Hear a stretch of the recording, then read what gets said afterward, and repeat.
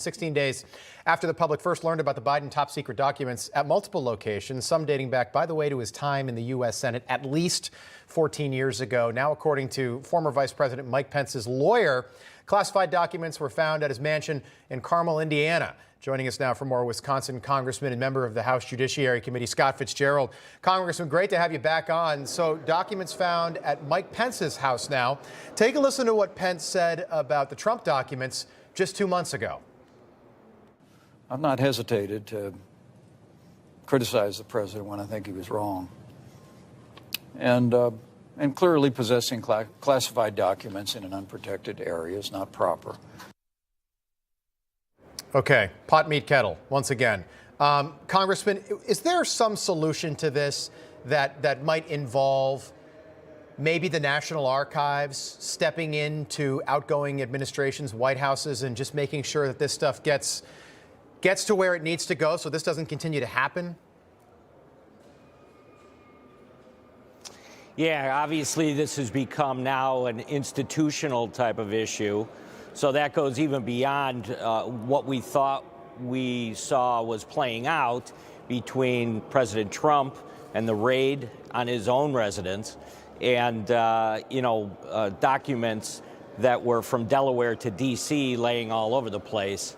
And now the former vice president kind of weighing in at the last. We still don't know what the documents are. It could be scheduling. It could be anything from truly a classified document that was removed from a SCIF briefing.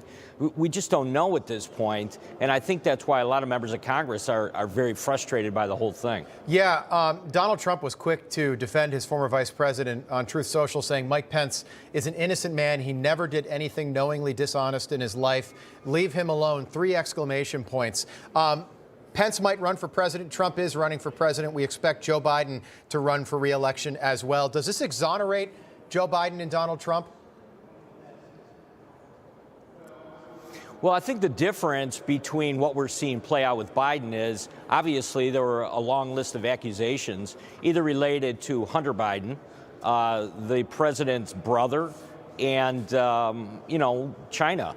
So it's a little bit different. And what it's going to take is, I think, for one of these committees to go in there and kind of dissect this and say, what was going on in here, and was there some ill intent? I think there was. So all 3 cases could be much different.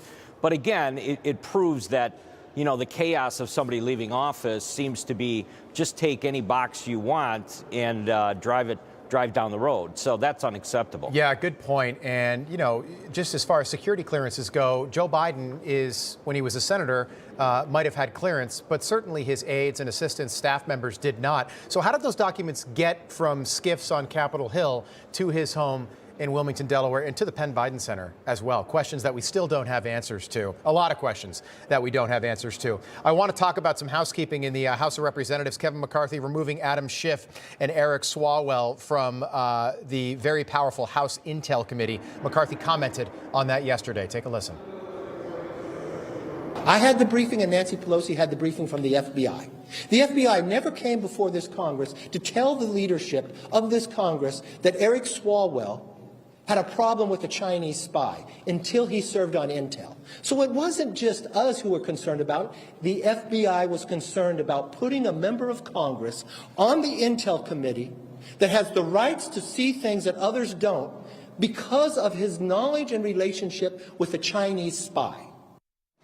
All right. So, I remember, Congressman, we talked about this. 2021, Marjorie Taylor Greene, Paul Gosar booted off committees by Nancy Pelosi. Is this just, hey, political payback? The chickens are coming home to roost because Republicans are in charge now? No, there's a real concern here. If you talk to not only members of our conference, but behind closed doors, talk to some members of the Democrat conference about their concerns about how things were run in that Intel. It was the Shifty Schiff show, right? Right. We watched it play out for 2 years, and so there was a lot of concern about the way the facts were being played with very loosely over there.